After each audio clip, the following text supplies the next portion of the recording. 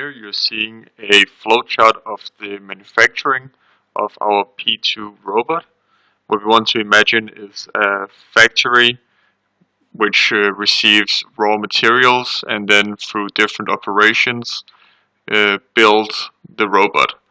When we look at this flowchart right here, we can see that it starts with delivery of goods, which is the raw materials which we receive.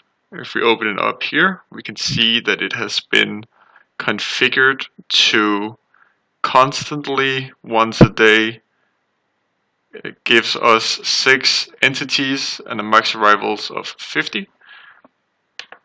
Then it will proceed until the first operation, which is cut base and top. If we look at how this has been configured, we can see here that the logical action is a cease, delay, release with a medium priority. This is standard for all the operations throughout the flowchart. Then what we have done here is that we have a normal delay type measured in units with a value mean of 10. This means that the average minutes spent on this process is 10 minutes with a standard deviation of 0.2. If we then continue on to the next operation, we can see that it has the same action, the same resources, the same delay type, also measured in units, but this time the value mean is 5. The standard deviation is still 0.2. That's because that this operation on average takes 5 minutes.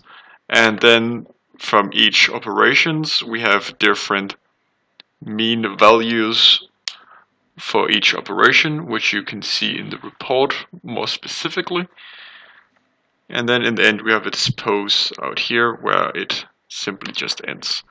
If we want to run the simulation, we can do that by pressing here. And then you can see how it goes through.